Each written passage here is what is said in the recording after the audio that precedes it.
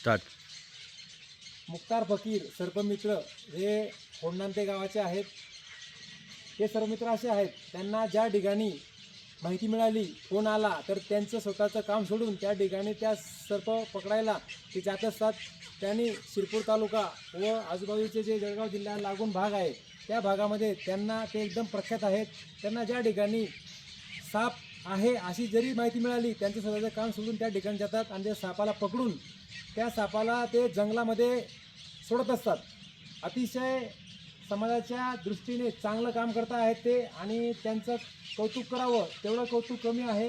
आज देखील होंडांते गावातील त्यांना माहिती पडलं की एका ठिकाणी असा हा अजगर मिळालेला आहे अशी माहिती मिळाली, तर ते अजगरला पकडून या ठिकाणी आमच्या समक्ष त्यांनी दाखवायला आणलेलं आहे.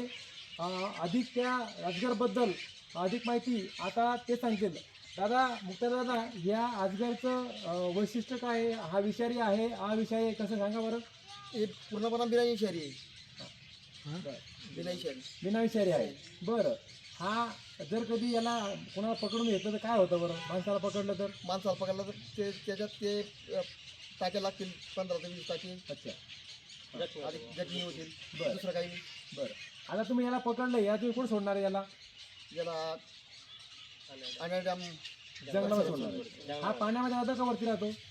वरती राहते. वरती राहतो. बरं, तुम्ही आतापर्यंत किती असे मोठे मोठे साप पकडले? तुम्ही मला बरेचदा फोटो दाखवले तुमचे आणि मला सांगितलं सुद्धा आहे.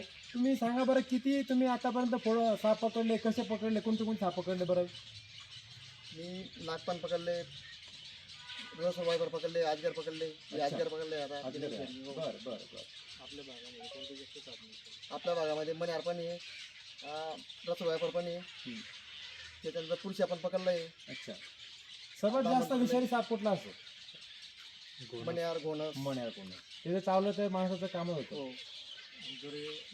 एखाद्या व्यक्तीला साप चावला तर नंतर ते प्रोसेस काय करावं लागते त्याला तात्काळ काय करावं लागतं? तात्काळ म्हणजे असं करायचे, साप चावला त्याच्यानंतर ते घाबरायचं काम नाही. 4 बोटीच्या अंगावर ते देखून बांधून घ्यायचे. लगेच त्याच्या पुढे पट्टी बांधायचे, पुढे पण बांधून घ्यायचे आणि एकदम व्यवस्थितपणा दवाखान्यात पोहोचायचं पहिले, सरकारी हॉस्पिटल. सरकार थोडं. यांचं म्हणणं आहे की जर साप चावला तर घाबरून जायचं कारण नाही आहे. ज्या ठिकाणी चावला असेल तर थोडं अंतरावर आपले जो हात आहे काहीतरी कापड वगैरे किंवा काही दोरी बिरी बांधली पाहिजे आणि तात्काळ जवळच्या सरकारी हॉस्पिटलमध्ये गेलं पाहिजे असं त्यांचं म्हणणं असतं. आणि कुणीही बरेच मृत्यू हे आमच्या पोलीस स्टेशनला देखील किंवा इतर पोलीस स्टेशनला असे नोंदवतात की लोकांना कायद्याचं ज्ञान नसतं किंवा काय ट्रीटमेंट घेतली पाहिजे ही माहिती नसते. त्यामुळे माणसं साप चालवून दगावतात. पण त्यांनी घाबरून जायचं नाही आहे. त्यांनी तात्काळ हॉस्पिटलला, सरकारी हॉस्पिटलला शक्यतोवर तात्काळ जेवढं लवकर होईल तेवढं जायचं आणि त्याच्यावर उपचार घ्यायचा आहे. मुक्ताला धन्यवाद, तुम्ही खूप चांगलं काम करत आहात. खरंच आम्ही धुळे पोलिसाच्या वतीने आणि ठाणे पोलिसाच्या वतीने तुमचं आम्ही खूप आभार व्यक्त करतो. तुमचं नाव खूप चांगलं आहे.